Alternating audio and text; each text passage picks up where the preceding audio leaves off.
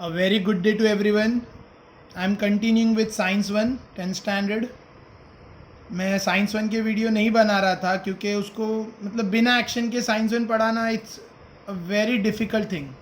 लेकिन बहुत लोग रिक्वेस्ट कर रहे हैं कि सर वो वीडियो समझ रहा है, आप आगे भी बनाइए. सो आई एम कंटिन्यूइंग. ऑलराइट. बिना एक्शन के साइंस एक्सप्लेन करना थोड़ा सा डिफ़िकल्ट है, तो मैं अपनी तरफ से पूरी कोशिश करूँगा एक्सप्लेन करने की. Last video I have stopped at page number 8, तो आज मैं पेज नंबर 9 से कंटिन्यू कर रहा हूँ. ऑलराइट. ठीक है, पेज नंबर 8 तक मैंने कंप्लीट किया है. जिसने अभी तक का एक्सप्लेनेशन नहीं देखा है, चैनल की प्लेलिस्ट में सारे वीडियोस ऑर्डर में है, सीरियल मतलब सीक्वेंस में है. चैनल की प्लेलिस्ट में सारे वीडियो एक के बाद एक प्रॉपर ऑर्डर में है, प्रॉपर सीक्वेंस में है. तो वहाँ पर जाकर सारे वीडियोस देख सकते हैं जो न्यू है चैनल पे. ठीक है, तो कंटिन्यू कर रहा हूँ मैं. I have completed from page number 8. I am continuing from page number 9.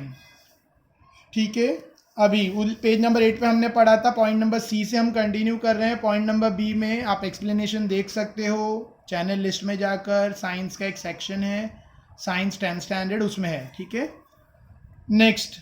तो ये भी डिस्कस कर चुके हैं, फिर भी एक बार रिपीट कर देता हूँ. जैसा जैसा हाइट बढ़ेगी, जैसा हाइट बढ़ते जाएगी ऑब्जेक्ट की, वैसा एक्सेलरेशन ड्यू टू ग्रेविटी कम होता जाएगा. हाइट जो हिसाब से बढ़ते जाएगी वो हिसाब से acceleration due to gravity less होता जाएगा. ठीक है, कोई ऑब्जेक्ट अर्थ के सरफेस पे है तो एक्सेलरेशन ड्यू टू ग्रेविटी 9.8 है. माउंट एवरेस्ट की हाइट से आकर कोई ऑब्जेक्ट को देखा जाए, माउंट एवरेस्ट पे कोई ऑब्जेक्ट को रखा जाए तो उस पर एक्सेलरेशन ग्रेविटी 9.8 ही रहेगा, क्योंकि 8.8 माउंट एवरेस्ट की हाइट है जो अर्थ के रेडियस के सामने नेग्लिजिबल है, मतलब उसका कोई वैल्यू नहीं है. अर्थ का रेडियस 6,400 किलोमीटर 6,400 किलोमीटर है. तो 8.8 6,400 प्लस 8.8, तो it doesn't matter so much. तो इसके लिए एक्सेलरेशन ड्यू टू ग्रेविटी में ज़्यादा फर्क नहीं पड़ता, 9.8 ही रहता है. ठीक है, नेक्स्ट. आखिर वो बलून यूज़ करके, जो फायर बलून रहता है ना, हॉट गैस बलून को यूज़ करके आकर मैक्सिमम हाइट 36.6 तक जाएंगे. तो 36.6 हाइट से आकर acceleration due to gravity measure किया जाए तो 9.77 है. ठीक है, आखिर वेदर सैटेलाइट जो 400 किलोमीटर की हाइट पर है, 400, ये 8.8 किलोमीटर पे माउंट एवरेस्ट की हाइट है. आखिर हॉट एयर गैस बलून लेकर मैक्सिमम 36.6 किलोमीटर की हाइट तक रीच करेंगे, तो जी 9.77 है. ठीक है, आखिर वेदर सेटेलाइट से देखा जाए ग्रेविटी, या वेदर सेटेलाइट पे ग्रेविटी का फोर्स कितना है, तो वेदर सेटेलाइट की हाइट है 400 किलोमीटर. तो 400 किलोमीटर पे ग्रेविटी कितनी हो जाती है, एक्सेलरेशन ड्यू टू ग्रेविटी 8.7. ठीक है, और ऊपर जाएंगे, यानी कम्युनिकेशन सैटेलाइट जो लॉन्च किया गया है वो 35,700 की हाइट पे, 35,700 किलोमीटर की हाइट पे. वहाँ पर से acceleration due to gravity measure करेंगे तो 0.225. मतलब जैसा हम लोग हाइट बढ़ाते जा रहे हैं वैसा एक्सेलरेशन ड्यू टू ग्रेविटी कम होता जाएगा. जैसा हाइट इंक्रीज होते जा रही है, acceleration due to gravity goes on decreasing. Alright. तो ये पॉइंट नंबर बी था. I have explain this to you, मैंने एक्सप्लेन कर चुका हूँ लास्ट वीडियो में, फिर भी मैं बता रहा हूँ. अर्थ का रेडियस है 6,400, प्लेन 6,410 किलोमीटर की हाइट पे उड़ रहा है, तो उसमें एक्सेलरेशन ग्रेविटी नेग्लिजिबल है, यानी 10 किलोमीटर 6,400 के सामने 10 किलोमीटर का कोई कुछ खास फर्क नहीं पड़ता, तो ग्रेविटी उतनी रहती है 9.80. ठीक है, ये पॉइंट में पढ़े थे. फिर ये टेबल दिया है. अब ये टेबल क्यों मैंने बताया, क्योंकि ये पूछ सकते हैं. किस में पूछेंगे, दिस कैन बी आस्क्ड, ऐसा क्वेश्चन ब्लैंक्स में आएगा. या what will be the acceleration due to gravity if the height goes on increasing, या ऐसा भी हो सकता है ब्लैंक्स में एमसीक्यू में, if the height of the object goes on increasing the acceleration due to gravity goes on dash, और option रहेंगे decrease, increase, remains the same, none of above, ऐसे 4 ऑप्शन रहेंगे. तो उसमें से तुम्हें राइट ऑप्शन क्लिक करना है. मैं बता रहा हूँ कौन से टाइप के क्वेश्चन इसमें पूछ सकते हैं. तो एमसीक्यू टाइप के क्वेश्चन ब्लैंक्स बना के पूछे जा सकते हैं.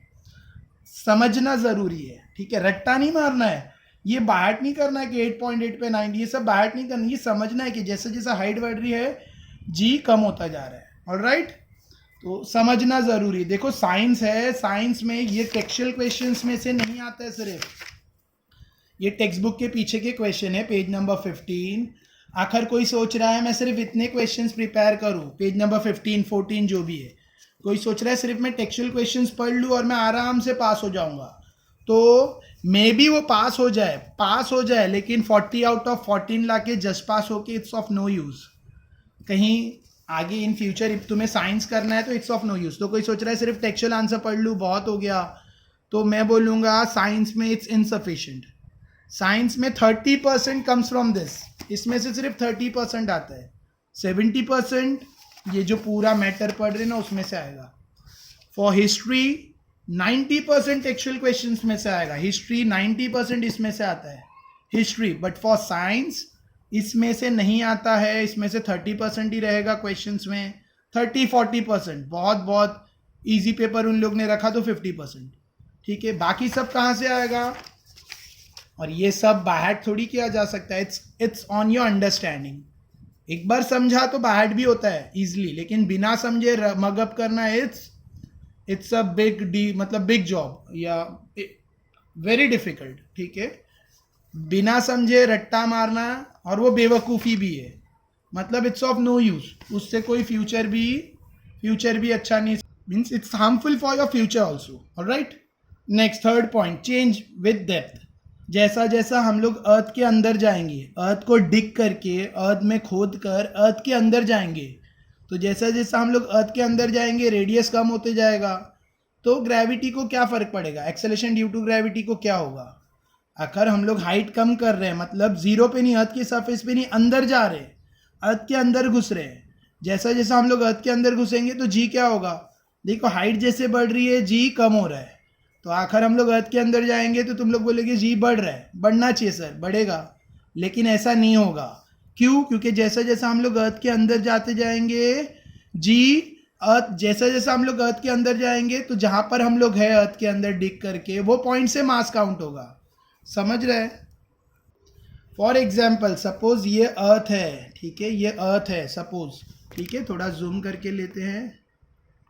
Suppose this is the earth और मैं ये सरफेस पे हूँ और ये रेडियस है, तो मेरा जी है 9.8 ये केस में, लेकिन मैंने डिग करके मैं इतना अंदर आया, ठीक है, मैं और जूम करता हूँ, मैं डिग करके मैं इतना अंदर आ गया, तो अब मैं ये सरफेस पे हूँ, अब मैं ये लेयर में, तो इतने का मास काउंट होगा दिस पार्ट, क्योंकि मैं यहाँ पर हूँ ना, तो इतना ही मास काउंट होगा, यहाँ से पूरे अर्थ का मास नहीं काउंट होगा, तो ये पॉइंट से काउंट होगा, तो मास भी कम होगा, मास भी कम होगा, मतलब जी कम नहीं होगा जी बढ़ेगा, जी कम नहीं होगा जी बढ़ेगा, ठीक है।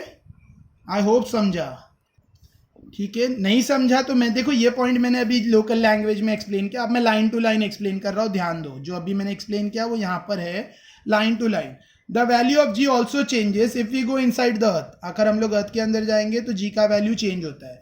The value of R in equation 5 decreases and one would think that the value of G should increase, क्योंकि आर का वैल्यू कम होता है, जैसा जैसा अर्थ के अंदर जाएंगे अर्थ का रेडियस जो 6400 है वो कम होता जाएगा, तो जी भी इंक्रीज होना चाहिए, ठीक है, as per the formula. However the part of earth which contributes towards the gravitational force felt by the object also decrease, लेकिन जैसा जैसा हम लोग अंदर जाएंगे तो उतने पार्ट ऑफ अर्थ भी कम होता जाएगा, which means that the value of M to be used in the equation 5 also decrease, इसका मतलब एम का वैल्यू भी कम होता जाएगा, यानी अर्थ का जो मास है इक्वेशन 5 में, जो अर्थ का मास यूज किया गया है, पीछे जो इक्वेशन 5 में अर्थ का मास यूज किया गया है, ठीक है, यह अर्थ का जी ग्रेविटी, यह अर्थ का मास है 6 × 10⁻²4, ये भी कम होगा जैसा जैसा हम लोग अर्थ के अंदर जाएंगे, ठीक है। रेडियस तो कम होगा, 6.4 है ना, तो ये और कम होते जाएगा, लेकिन उसके साथ ये भी कम होगा, मतलब जी का वैल्यू कम होने की जगह क्या होने लगेगा, बढ़ने लगेगा, ठीक है। Which means that the value of mass to be used in equation 5 also decrease as a combined result of change in R and M, the value of G decreases as we go deep inside the earth, ठीक है। इसके लिए R और M दोनों का value change होगा और G का वैल्यू डिक्रीज होगा, हाइट पे भी जा रहे हैं तो G का वैल्यू डिक्रीज हो रहा है, अर्थ के अंदर जा रहे हैं तो भी जी का वैल्यू डिक्रीज हो रहा है। ठीक है, दो अलग अलग केसेस है। वापस से बता रहा हूं, ये अर्थ है और ये सरफेस पे अर्थ, वैल्यू जी पॉइंट। आखिर मैं अर्थ से हाइट पे गया, आखिर मैं अर्थ से बाय रॉकेट बाय प्लेन अर्थ से हाइट पर गया, तो जी का वैल्यू क्या होगा, यहाँ से यहाँ तक जी का वैल्यू क्या होगा, आखिर में कुछ हाइट पे गया तो जी का वैल्यू कम होगा। ठीक है, कम होगा। केस 2, ये मैं अर्थ के सरफेस पे हूँ, मैं अर्थ के अंदर गया, अर्थ के मैं इतना अंदर गया, ऑलमोस्ट सेंटर के पास आ रहा हूँ, तो जी का वैल्यू क्या होगा, इसमें भी जी का वैल्यू डिक्रीज होगा। दोनों केसेस में जी का वैल्यू डिक्रीज होगा। ठीक है, समझा। चाहे तुम हाइट पे जाओ या अर्थ के अंदर जाओ।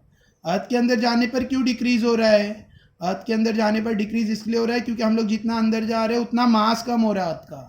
मतलब मैं आखिर ये पॉइंट तक पहुंचाऊं तो सिर्फ इतने अर्थ का मास काउंट होगा, पूरे अर्थ का मास नहीं काउंट होगा। आखिर मैं ये पॉइंट पे हूँ जहाँ पर मैंने अपना पेन रखा है, सपोज ये अर्थ है और मैं ये पॉइंट पे हूँ, आखिर मैं ये पॉइंट पे हूँ जहाँ पर मैंने अपना पेन रखा है, तो इतने मास के हिसाब से कैलकुलेशन होगा, तो जी का वैल्यू कम बताएगा। ठीक है, और आखिर मैं ये पॉइंट पे हूँ तो मास सेम है लेकिन हाइट आर कम हो गया, आर, तो इसके लिए वहाँ पे भी जी का वैल्यू डिक्रीज होगा। तो दोनों केसेस में जी का वैल्यू डिक्रीज होगा। ऑलराइट, सो यहाँ पर भी वही लिखा है, एम और आर चेंज होगा। As a result the value of G decreases as we go deep inside the earth. Next कुछ क्वेश्चन है, will the direction of gravitational force change as we go inside the earth. जैसा हम लोग earth के अंदर जाएंगे तो gravitational force का डायरेक्शन चेंज होगा। नो, क्यों, क्योंकि सेंटर की तरफ है, पूरा ग्रेविटेशनल फोर्स का डायरेक्शन सेंटर ऑफ अर्थ की तरफ है, तो डायरेक्शन सेम रहेगा। What will be the value of g at the centre of the earth. जब हम लोग अर्थ के सेंटर पे पहुंच जाएंगे उस वक्त जी क्या रहेगा, क्वेश्चन पूछा है कि जब हम लोग सेंटर पे पहुंचेंगे उस वक्त जी का वैल्यू क्या रहेगा। सोचो क्या रहेगा तुम्हारे हिसाब से, थोड़ा सोचो, मैं तो बताऊंगा ही बट थोड़ा थोड़ा थोड़ा। ठीक है, देखो जी का वैल्यू 0 हो जाएगा क्योंकि जैसा जैसा हम लोग अंदर जा रहे हैं और हम लोग, ये अर्थ है और हम अर्थ के सेंटर पे पहुंचेंगे, मास 0 हो जाएगा, आर भी 0 हो जाएगा, मास भी 0 हो जाएगा। जब सब 0 हो जाएगा तो value of g will be 0। Alright, next, every planet and satellite have different mass and radius. हर प्लैनेट और सैटेलाइट का अलग अलग मास होता है और अलग अलग रेडियस होता है। Hence according to equation 6 the value of g on the surface are different. इसके लिए हर प्लैनेट पे जी का वैल्यू अलग अलग है, हर प्लैनेट या हर सैटेलाइट पर जी का वैल्यू अलग अलग है। मून का जी का वैल्यू 1.63 समथिंग है, मुझे कंफर्म फिगर याद नहीं है बट 1.61 या 63 है मून पे। वैसा ही अलग अलग प्लूटो पे अलग है, जुपिटर पे अलग है, एक्सेट्रा, सब जगह जी का वैल्यू चेंज होगा। इधर दिया है, sorry, on the moon it's about 1/6 दिया, एग्जैक्ट नहीं दिया है, 1/6 of the value of the अर्थ, 1/6 है अर्थ का, तो तुम कैलकुलेट कर सकते हो, यानी 1/6 ऑफ 9.8 है ना, 1/6 ऑफ 9.8 करो, जो भी आंसर आ रहा है वो मून का ग्रेविटी आएगा। 1/6 of value of the earth. As a result the same amount of force we can jump 6 times higher on the moon as compared to that of the earth। इसकी वजह से देखो moon का gravity अर्थ से 1/6 time less है, moon का gravity अर्थ से 1/6 times less है। ठीक है, इसके लिए आखिर हम लोग जितनी ताकत से अर्थ पे उड़ी मारते हैं, जब हम लोग अर्थ पे जंप करते हैं तो हम लोग 1 फीट मोस्टली जाते हैं, 1 या 1.5 फीट, लेकिन उसका मून पर हम लोग उसका 6 गुना ज़्यादा ऊपर जाएंगे। मतलब जितना ताकत लगा के अर्थ पे तुम मैक्सिमम हाइट पे हम लोग जंप कर सकते हैं, अगर हम लोग वैसा जंप करेंगे तो हम लोग मून पे उसका 6 टाइम हाइट पे ज़्यादा जाएंगे। समझा। आखिर मैं यहाँ से जंप कर रहा हूँ, सपोज मैं जहाँ पे बैठा हूँ वहाँ से आकर जंप कर रहा हूँ तो मैं हार्डली 4 फीट जंप कर रहा हूँ, 4 feet.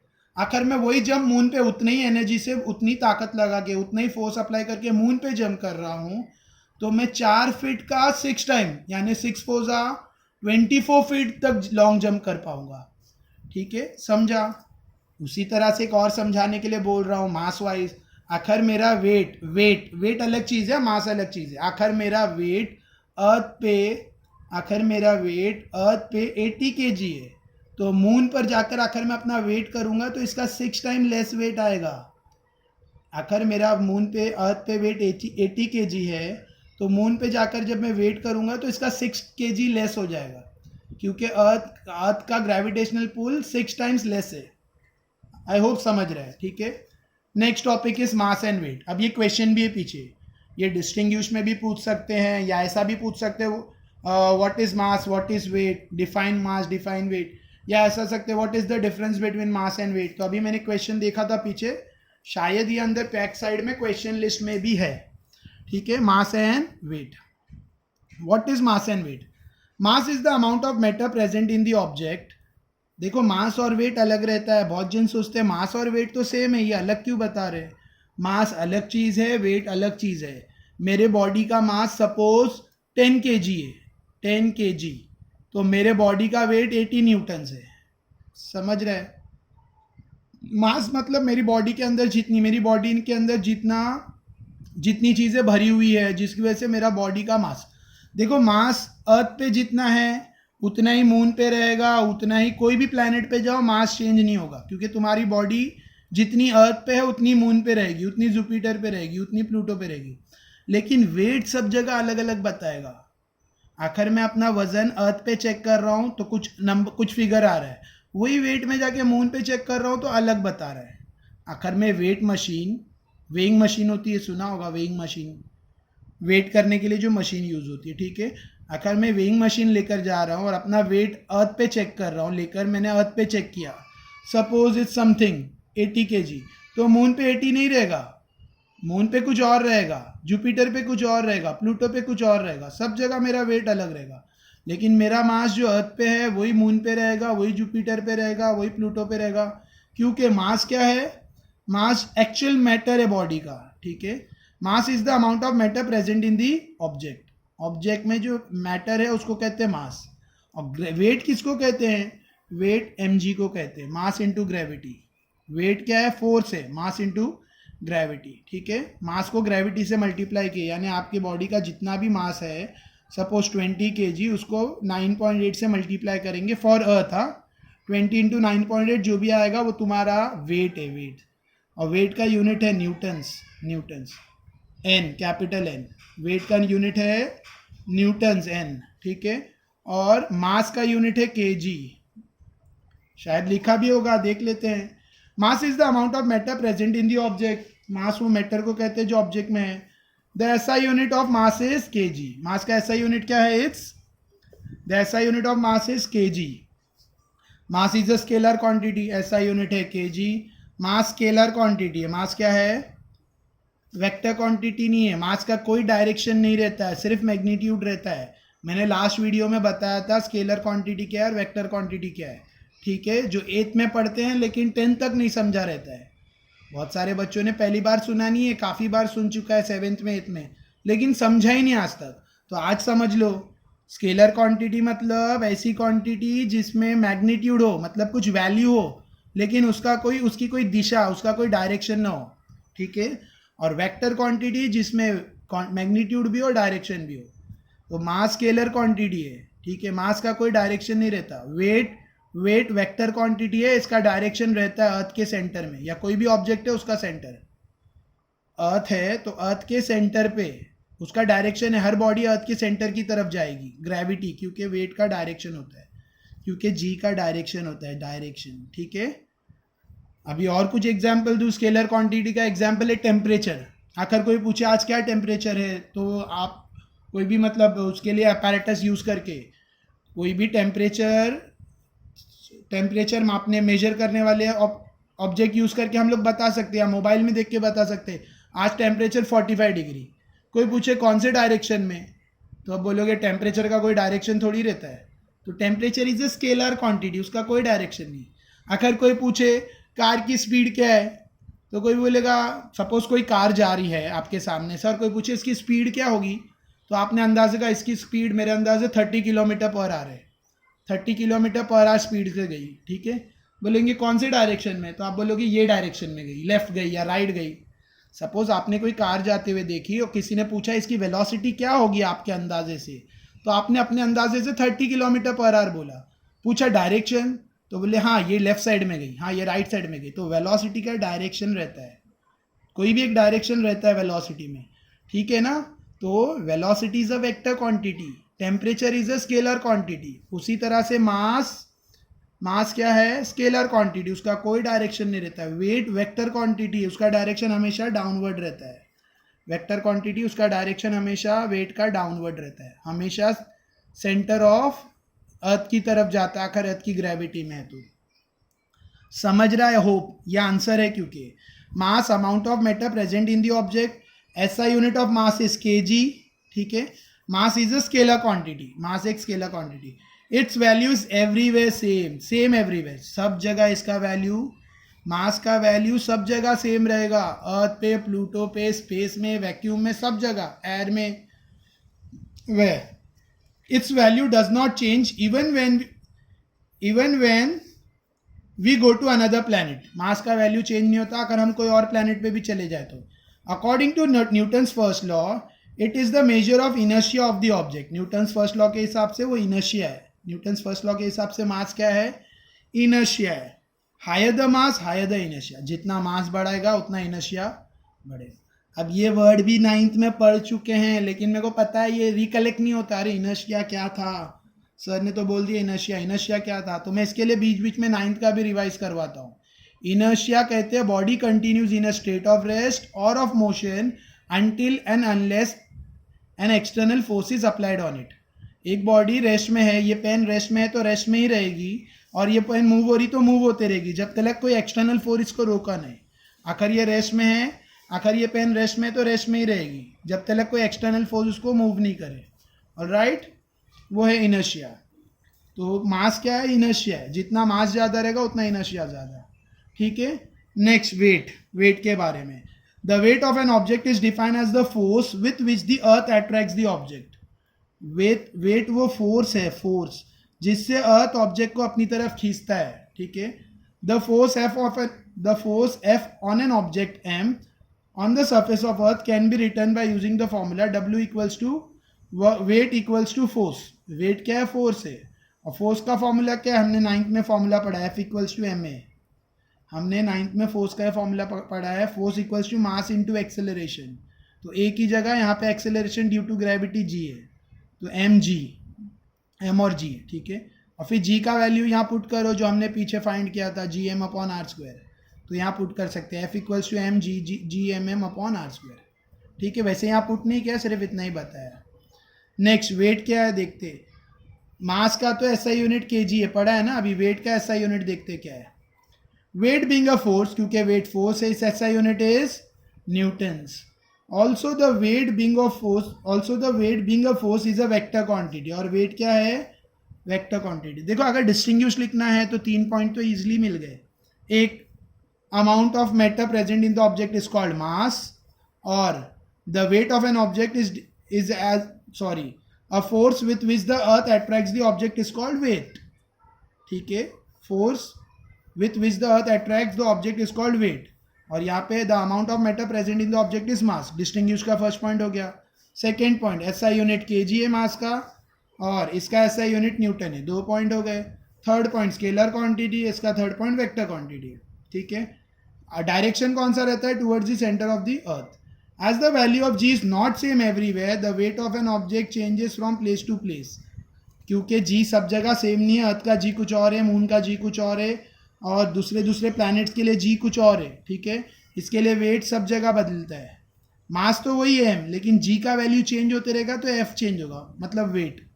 W equals to F है ना, तो मास तो सेम रहेगा सब जगह, लेकिन जी मून पे गए तो कुछ और है, तो उधर वेट कुछ और बताएगा. समझ रहे होगे. ठीक है.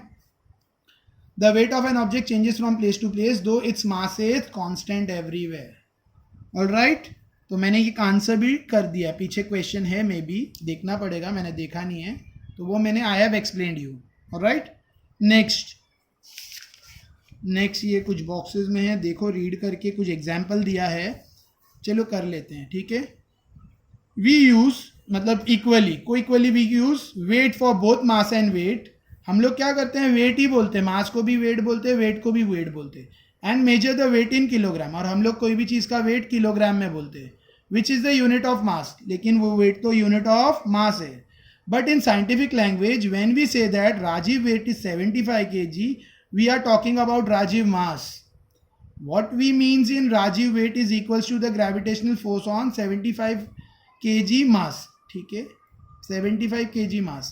As Rajiv mass is 75 kg, his weight on earth is F equals to mg, यानी 75 into 9.8, that is 735. मैं वापस रीड करता हूँ, थोड़ा मिस किया. देखो हम लोग ना मास और वेट को सेम ही बोलते हैं. हम लोग बोलते तेरा वेट क्या है, कोई भी अपना वेट, कितने वेट चेक किया, बोले सर मेरा 45 kg वेट है, तो वो वेट नहीं बता रहा है, वो तो मास बता रहा है.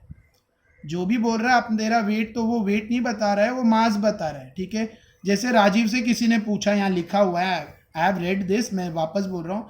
राजीव से किसी ने पूछा तेरा वेट क्या है, वो बोला 75 kg. तो 75 kg उसका वेट नहीं है, बल्कि वो तो उसका मास है. ठीक है, इसका मतलब राजीव का मास 75 kg मास है, लेकिन उसका वेट कितना है, उसका वेट है 75 इंटू 9.8 फॉर अर्थ.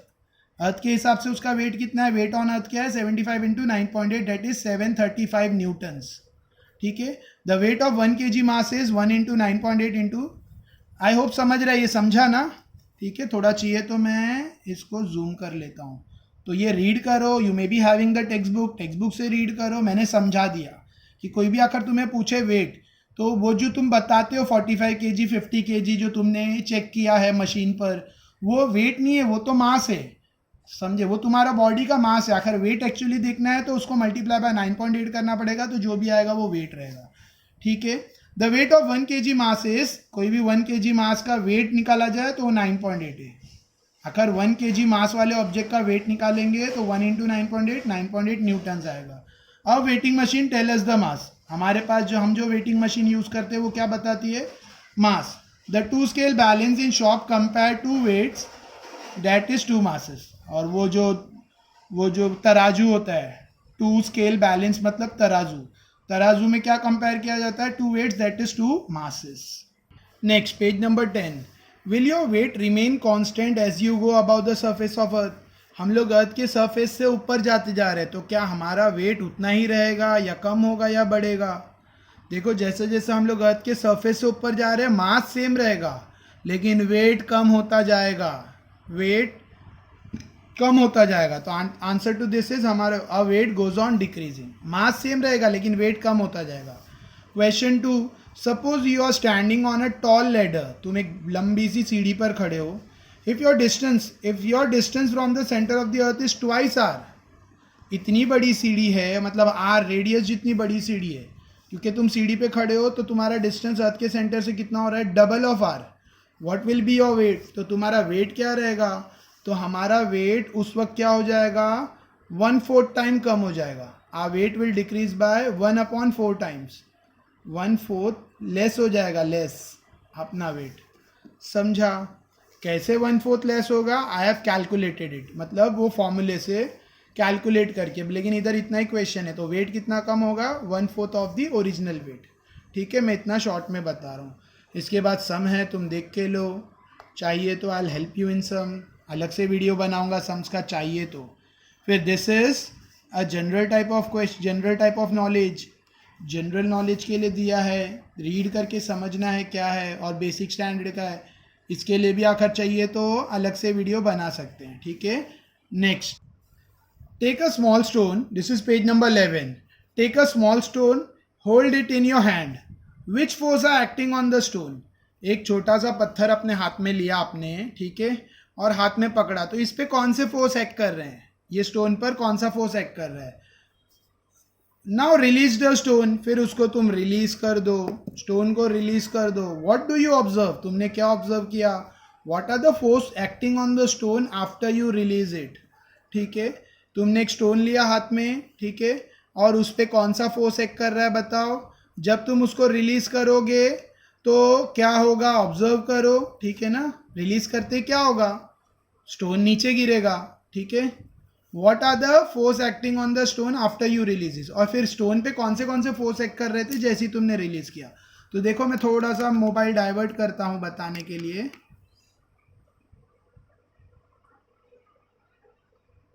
देखो I am holding a stone in my hand. मैंने अपने हाथ में एक स्टोन रखा है, ठीक है. अब इस पे कौन सा फोर्स एक्ट हो रहा है, जैसे मैं पत्थर छोड़ूंगा तो क्या होगा, स्टोन ऊपर उड़ेगा, या लेफ्ट में जाएगा या राइट में जाएगा. देखो मैं छोड़ के देखता हूँ क्या होता है. क्या हुआ, स्टोन वर्टिकली डाउनवर्ड्स गया. क्यों नीचे गया? क्योंकि इस पर कोई फोर्स एक्ट कर रहा है। वो फोर्स कौन सा एक्ट कर रहा है इस पर? क्यों? स्टोन जैसे ही रिलीज हुआ, हाथ से छूटा, तो स्टोन डायरेक्ट नीचे की तरफ जा रहा है, लेफ्ट नहीं गया। स्टोन हाथ से छूटते लेफ्ट राइट नहीं जा रहा है, वर्टिकली डाउनवर्ड गया। क्यों? क्योंकि इस पर अर्थ का ग्रेविटेशनल फोर्स एक्ट कर रहा है। करेक्ट है?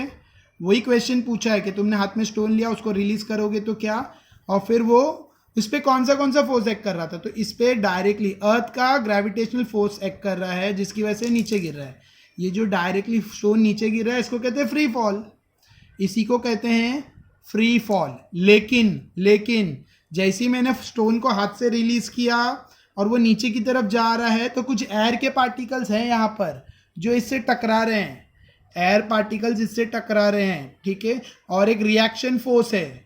मैंने स्टोन को अपने हाथ में रखा है, तो एक बॉयंट फोर्स यानी रिएक्शन फोर्स है जो अर्थ पे स्टोन से अप्लाई हो रहा है, जो इसको मेरे हाथ पे बैलेंस कर रहा है। ठीक है, समझ में आ रहा है? तो स्टोन अब तक नहीं गिर रहा है। क्यों? क्योंकि वो मेरे हाथ पर है। लेकिन जैसे ही मैं अपना हाथ हटाऊंगा, स्टोन नीचे गिरेगा। इसको फ्री फॉल बोलते हैं। लेकिन ये एक्चुअल फ्री फॉल नहीं है। क्यों? क्योंकि यहाँ पे अर्थ का एक रिएक्टिव फोर्स है, प्लस एयर, मेन तो एयर का फ्रिक्शनल फोर्स है। जैसे ही नीचे गिर रहा है, उसको जैसे हम लोग हवा में हाथ ऐसा करते हैं, जब हम लोग फिंगर मूव करते हैं तो हमारे हाथ पर हवा लगती है।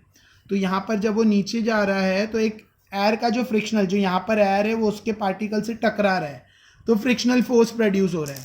ठीक है, तो ये एग्जैक्ट फ्री फॉल नहीं है। ठीक है, सॉरी, लेक्चर सुन के मोबाइल भी फ्री फॉल हो गया लगता है। ठीक है, तो मोबाइल अभी गिर गया था, लगता है वो फ्री फॉल मूड में आ गया था। जो भी है, आगे तो फ्री फॉल क्या होता है, लेट्स सी। यहाँ पे रीड करके देखते हैं। अच्छा, मैं बोल रहा था जब स्टोन नीचे की तरफ गिर रहा है तो वो वर्टिकली गिर रहा है, वो फ्री फॉल है। लेकिन एयर के पार्टिकल्स उस पर अप्लाई हो रहे हैं, तो फ्री फॉल अर्थ पे, जहाँ पे एयर है वहाँ पे फ्री फॉल 100% नहीं होगा। फ्री फॉल एक्चुअल में कहाँ पॉसिबल है? वैक्यूम में, where there is no air. ऐसी जगह पर जहाँ पर एयर भी नहीं हो, एयर के पार्टिकल्स भी नहीं हो, वहाँ पर ही फ्री फॉल पॉसिबल है। ऑलराइट, तो let's continue. We know that, अच्छा मैंने ये क्वेश्चंस तो रीड किए, I have show you something. Next, we know that. देखो, कोई भी चीज़ साइंस में देखो तो करके ट्राई करके देखो, जस्ट खाली रीड करके मत छोड़ो, उसको ट्राई कर लेने का कोई बड़ा वो नहीं है issue, it's easy. Alright, we know that the force of gravity due to the earth act on each and every object. Earth का ग्रेविटेशनल फोर्स हर ऑब्जेक्ट पे एक्ट करता है। When we were holding the stone in a hand, जब हम लोग अपने हाथ में पत्थर लेते, the stone was experiencing the force, but it was balanced by force that we were applying on it in opposite direction. जब हमने पत्थर को हाथ में लिया तो इस पे एक फोर्स फील हो रहा है, नीचे की तरफ फोर्स है, लेकिन हमने हमने हाथ से इस पे फोर्स अप्लाई किया है, मतलब हमने हाथ से इसको रोका है। तो हमारे हाथ से जो फोर्स अप्लाई कर रहा है, वो फोर्स नीचे खींचने वाले फोर्स को बैलेंस कर रहा है और स्टोन अपनी जगह पर है। लेकिन जैसे ही हम अपना हाथ हटा देते हैं तो ये नीचे की तरफ गिरेगा। ठीक है, holding the stone was experiencing the force but it was balanced by a force that we are applying on the opposite direction. As a result the stone remained at rest. Once we release the stone, जैसे ही हमने पत्थर को छोड़ा from our hand, अपने हाथ से, the only force that acts on the only force acts on it it's a gravitational force. हमने स्टोन को होल्ड करके रखा है, तो अब इस पे कौन सा फोर्स है? इस पे हमारे हाथ से एक फोर्स अप्लाई हो रहा है, जिसकी वजह से वो रुका हुआ है। और वरना आखिर जैसे हम लोग हाथ का फोर्स हटाएंगे, ये अर्थ की ग्रेविटेशनल फोर्स में नीचे गिरेगा, उसको ही बोलते हैं फ्री फॉल। ठीक है, as a result the stone remained. Once we release the stone from our hand, the only force that act on the gravitational force of the earth and the stone falls down under its influence. तो सिर्फ gravitational force बचेगा और force stone नीचे की तरफ गिरेगा उसके प्रभाव में, इन्फ्लुएंस में। Whenever an object moves under the influence of the force of gravity alone, it is said to be falling freely. जब तक के ऑब्जेक्ट मूव होता है अर्थ की ग्रेविटेशनल इन्फ्लुएंस में, तो उसको कहते हैं फ्री फॉलिंग फ्रीली। ठीक है, thus the release stone is in a free fall. इसके लिए स्टोन को क्या बोलेंगे? Free fall. In a free fall, the initial velocity of the object is 0 and goes on increasing due to acceleration due to gravity of the earth.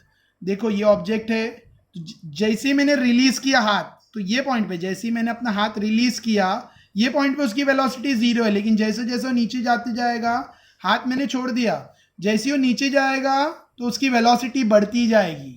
ये point पे 0 है क्योंकि रुका हुआ है, जैसा छोड़ा तो वो 0 से स्टार्ट हुआ और वेलोसिटी बढ़ते हुए जब तक वो ग्राउंड पे जाएगा, जैसे ही ग्राउंड को टच करेगा वो पॉइंट पे मैक्सिमम वेलोसिटी, और फिर टच होने के बाद स्टॉप, 0।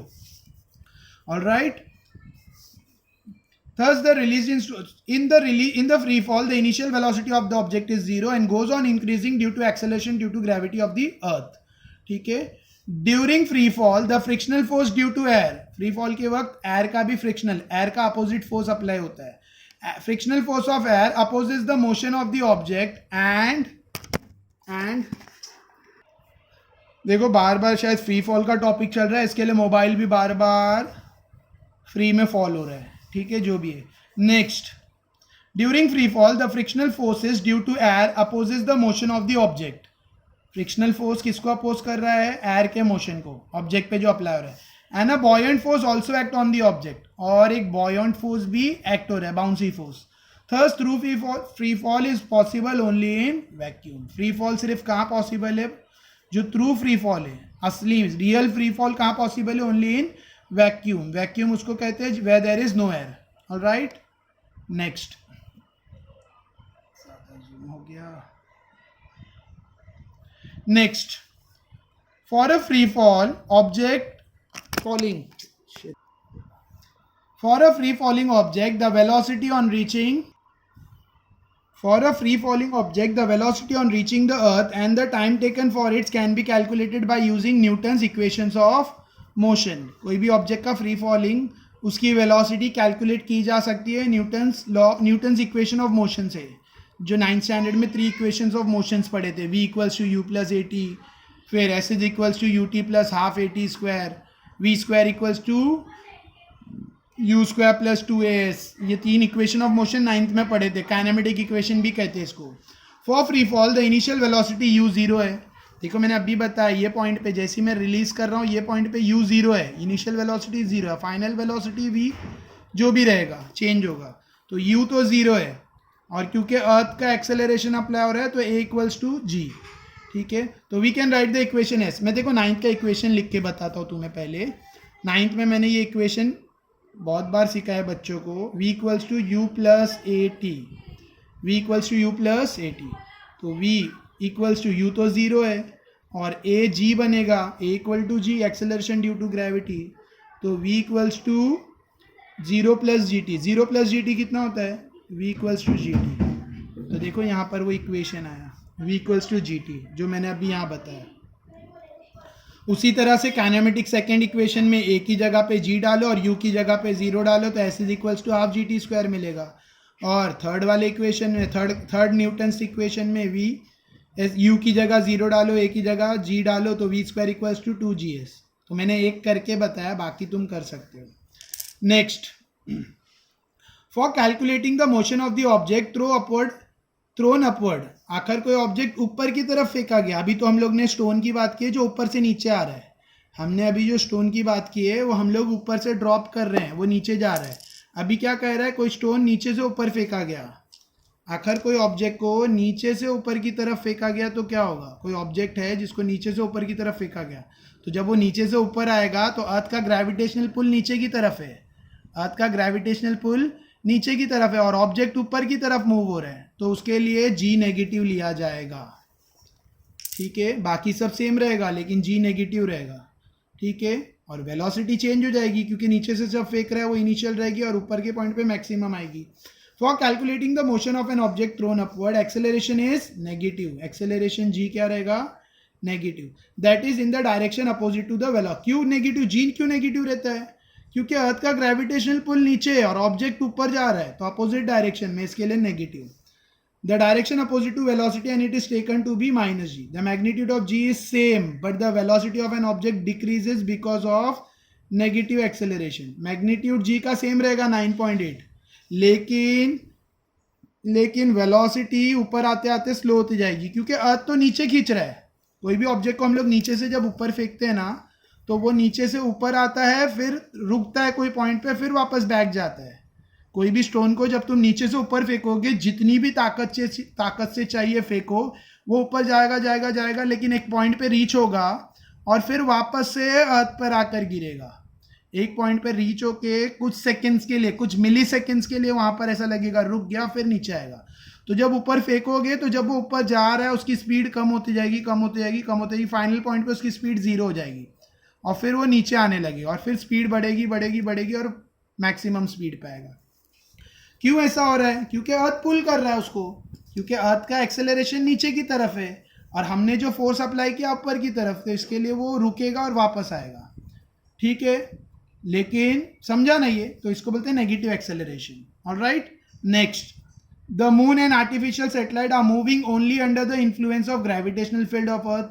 देखो, मून और आर्टिफिशियल सैटेलाइट अर्थ की ग्रेविटेशनल फील्ड की वजह से अर्थ के आजू बाजू घूम रहे हैं, thus they are in free fall. इसके लिए हम लोग क्या बोलेंगे? मून फ्री फॉल में है और आर्टिफिशियल सैटेलाइट भी फ्री फॉल में है। ठीक है, क्योंकि वो लोग अर्थ के इन्फ्लुएंस में ही घूम रहे हैं। वो तो इनको एक क्रिटिकल पुश दे दिया गया, क्रिटिकल वेलोसिटी का पुश मिला है वीसी बोल के, तो जिसकी वजह से वो अर्थ के साथ साथ घूम रहे हैं। ठीक है, मून और artificial satellite. Alright, now page number 12 sums है। ऑलराइट, तो I am on page number 13। Gravitational potential energy. Gravitational potential energy क्या है? देखो, एनर्जी, हमने पोटेंशियल एनर्जी का डेफिनेशन तो 8th में भी पढ़ा है, 9th में भी पढ़ा है। The energy stored, the energy in form, the energy on account of its position और configuration is called potential energy. जैसे मैंने रबर बैंड खींचा, फॉर एग्जाम्पल मेरे हाथ में ये रबर बैंड है, देखो, ठीक है, ये इसका ओरिजिनल फॉर्म है। अगर मैं रबर बैंड को खींचता हूँ तो मैंने इसका फॉर्म चेंज कर दिया, तो मैंने इसका फॉर्म चेंज किया मतलब इसमें पोटेंशियल एनर्जी फिलअप हो गई। जैसे ही मैं रबर बैंड छोड़ूंगा वो उसके ओरिजिनल फॉर्म में आएगा। ये काइनेटिक एनर्जी है, मूविंग एनर्जी, काइनेटिक एनर्जी। तो इसमें पोटेंशियल एनर्जी स्टोर हो गई। ऐसे ही जब मैं किसी ऑब्जेक्ट को अर्थ के ऊपर ले जाता हूँ, इसमें पोटेंशियल एनर्जी स्टोर हो जाती है। ठीक है, जैसे ही मैं उसको छोड़ता हूँ वो उसके ओरिजिनल प्लेस पर जाएगा। मैंने अर्थ को ऊपर, मैंने कोई ऑब्जेक्ट को ऊपर लेके आया अर्थ से, तो इसमें पोटेंशियल एनर्जी स्टोर हो गई है। कहाँ है वो पोटेंशियल एनर्जी? देखा तुमने, ये स्टोर नीचे गिरा, मतलब ये पोटेंशियल एनर्जी काइनेटिक एनर्जी में कन्वर्ट हुई। ठीक है, the energy on account of its position, state etcetera is called potential energy. और kinetic energy moving energy, the energy on account of its motion. ठीक है, देखो, साइंस में बेसिक नॉलेज बहुत ज़रूरी है। और अगर तुमने आगे जाके साइंस लेने का डिसाइड किया है, अगर if you want to be engineer और डॉक्टर या कोई भी साइंस रिलेटेड करियर में जाना चाहते हो, साइंस रिलेटेड करियर, तो उसके लिए बेसिक नॉलेज और प्रेजेंट नॉलेज बहुत ज़रूरी है। बिना इसके तुम साइंस का तो फिर सोचो ही मत। ऑलराइट, सो मैंने जैसे इसको पिक किया, इसके अंदर पोटेंशियल एनर्जी लोड हो गई है, भर गई है, फिल हो गई है। ठीक है, जैसे ही मैं इसको छोड़ूंगा, मतलब जैसे ही मैं अपनी फिंगर हटाऊंगा, ये नीचे की तरफ जाएगा, यानी इसके अंदर जो पोटेंशियल एनर्जी है काइनेटिक एनर्जी में कन्वर्ट हो जाएगी। तो what is gravitational potential energy? We have studied potential energy in last standard, 9th standard में पढ़ा है हमने। The energy stored in an object because of its position, position की वजह से जो एनर्जी, और स्टेट, मैंने अभी स्टेट बताया ना, ये स्टेट था, ये इसका स्टेट था, मैंने इसको स्ट्रेच किया, इसका फॉर्म चेंज किया तो वापस अपने फॉर्म में जाएगा। is called potential energy. The energy is relative and increase as we go greater height from the surface of the earth. जैसा जैसा हम लोग अर्थ के ऊपर हाइट, जितना हम लोग अर्थ से ऊपर हाइट पे जाएंगे, पोटेंशियल एनर्जी क्या होगी? बढ़ती जाएगी। We had assumed that potential energy of an object of mass m at a height h, हमने assume किया है, क्या assume किया है? We had assumed that the potential energy, कैमरे में फिट नहीं हो रहा, हो गया क्या? We had assumed that the potential energy of an object of mass m at a height h from the ground is mgh. Potential energy का formula है mgh, 9th में भी पढ़ा होगा, mass into gravitation into height, and on the ground it is 0। कोई object ground के ऊपर है तो पोटेंशियल एनर्जी उस वक्त क्या रहती है? 0।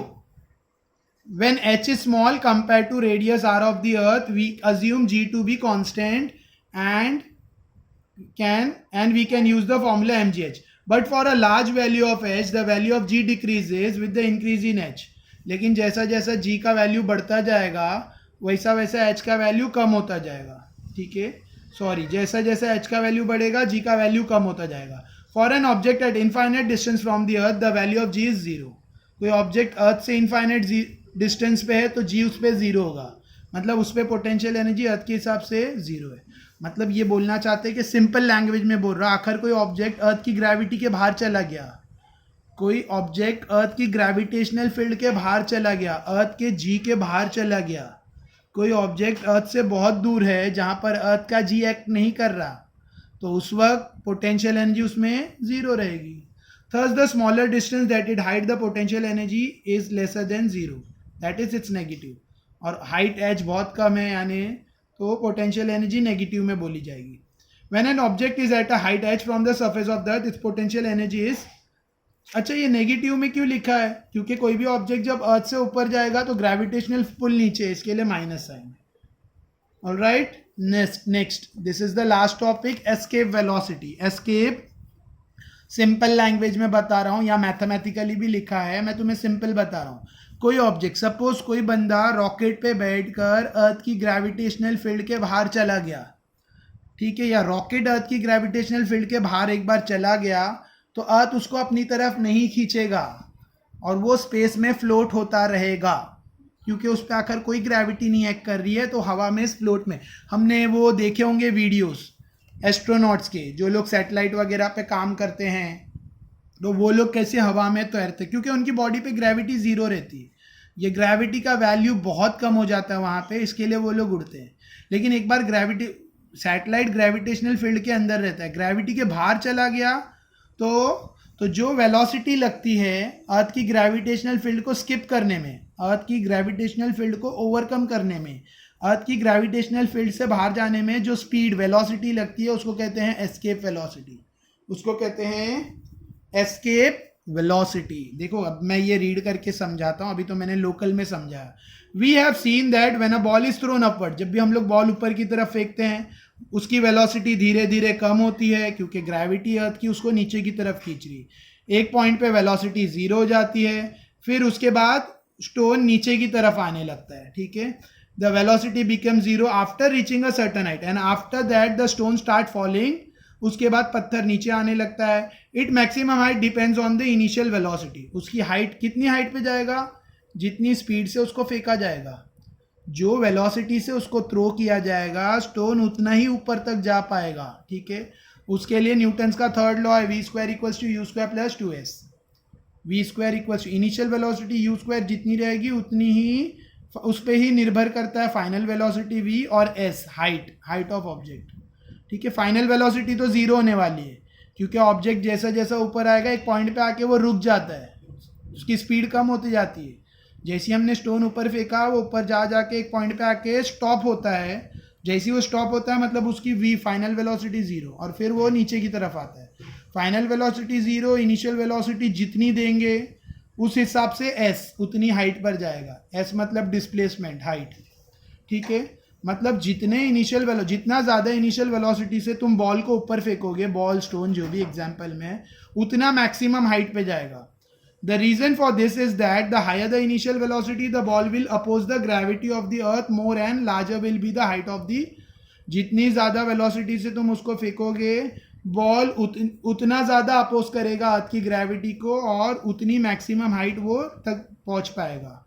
We have seen about that the value of G keeps decreasing, और जैसे जैसा वो जितना हाइट पे जाएगा जी का वैल्यू कम होते जाएगा. हमने अभी पीछे पढ़े थे, वो टेबल भी पढ़े थे कि जितना हाइट ऊपर जाता जाएगा उतना जी का वैल्यू कम होता जाएगा.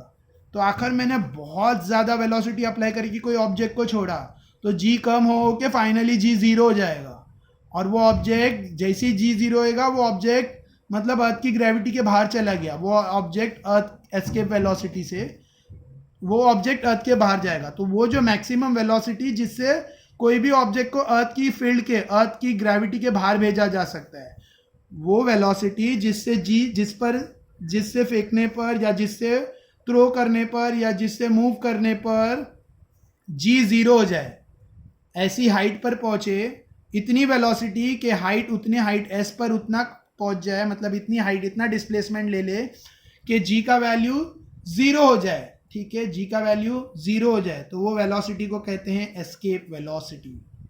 मतलब फिर वो ऑब्जेक्ट अर्थ पे नहीं आएगा, चला गया, स्पेस में लॉस्ट हो जाएगा, स्पेस में फ्लोट होता रहेगा। आखिर वो किसी और ऑब्जेक्ट की ग्रेविटी में आया तो मतलब किसी और प्लेनेट की ग्रेविटी में आया तो वहां जाके गिर जाएगा, लेकिन अर्थ पे नहीं आएगा। ठीक है, नेक्स्ट कहा था, we can determine its value by using the law of conservation of energy as follows. हम लोग law of conservation of energy से उसका वैल्यू ढूंढ सकते हैं एस्केप वेलोसिटी का। Next, an object going vertically upward from the surface of earth having an initial velocity equal to the escape velocity. कोई object आकर वर्टिकली ऊपर जा रहा है, ठीक है, इनिशियल वेलोसिटी उसकी एस्केप वेलोसिटी जितनी है, escapes the gravitational force of the अर्थ, तो वो अर्थ के ग्रेविटेशनल फोर्स से निकल जाएगा, भाग जाएगा वहां से, मतलब फिर से अर्थ पर नहीं आएगा। The force of gravity being inversely proportional to the square of distance. Force of gravity किस पे निर्भर करता है, किसको इनवर्सली प्रोपोर्शनल है, स्क्वायर ऑफ डिस्टेंस। मतलब जितना डिस्टेंस, जितना आर बढ़ता जाएगा उतना फोर्स ऑफ ग्रेविटी कम होता जाएगा। और आर बहुत बढ़ गया, हाइट बहुत ज़्यादा हाइट पे गया, यानी आर बहुत ज़्यादा बढ़ गया है तो जी फाइनली कम होके जीरो हो जाएगा and become zero only at a finite distance from the earth. उसकी एक लिमिटेड है, ठीक है, इनफाइनाइट डिस्टेंस, मतलब एक इनफाइनाइट डिस्टेंस पर जाकर, इतना बड़ा डिस्टेंस है जो काउंट नहीं कर सकते, इनफाइनाइट बहुत ज़्यादा अर्थ पे, ठीक है, अर्थ इनफाइनाइट डिस्टेंस तक जाएगा जहाँ पे जी जीरो हो जाएगा और बॉडी एस्केप हो जाएगी। This means that for an object to be free from the gravity of the earth, अगर किसी ऑब्जेक्ट को अर्थ की ग्रेविटी से फ्री करना है, it has to reach infinite distance from the earth, उसको अर्थ से इनफाइनाइट डिस्टेंस पे जाना पड़ेगा। That is the object will come to rest at infinite distance and stay there, और फिर ऑब्जेक्ट वहां पर ही रहेगा, ठीक है, इनफाइनाइट डिस्टेंस कवर कर लेगा तो ऑब्जेक्ट वहां पर आराम से पड़ा रहेगा, मतलब फिर अर्थ पे नहीं जाएगा, फिर अर्थ की तरफ वापस नहीं आएगा, ग्रेविटेशनल फोर्स के बाहर चला गया। तो ऐसी वेलोसिटी, ऐसी स्पीड को कहते हैं escape velocity. Alright, for an object of mass m, कुछ डेरिवेशन दिया है, कर लेते हैं। Object of mass m on the surface of earth और at infinite distance from the earth. एक ऑब्जेक्ट है जिसका मास m है, उसका अर्थ पे क्या काइनेटिक एनर्जी रहेगा, क्या पोटेंशियल एनर्जी रहेगा, उसमें क्या टोटल एनर्जी रहेगी, और जो हाइट इनफाइनाइट डिस्टेंस पे, अर्थ से इनफाइनाइट हाइट पर है या अर्थ से इनफाइनाइट डिस्टेंस पे है, उसमें काइनेटिक एनर्जी कितनी रहेगी, उसमें पोटेंशियल एनर्जी कितनी रहेगी, उसमें टोटल एनर्जी कितनी रहेगी, देखते हैं। काइनेटिक एनर्जी रहेगी हाफ mv², पोटेंशियल एनर्जी रहेगी minus GMM upon r², GMM upon r²। ये हाफ mv एस्केप लिखा है, v के साथ है VESC लिखा है, यानी v एस्केप का स्क्वायर, ठीक है, और पोटेंशियल एनर्जी रहेगी GMM upon r²। Total energy E उसमें क्या रहेगी, kinetic energy plus potential energy, यानी half mv² minus GMM upon half mv escape square minus GMM upon r², ये टोटल एनर्जी।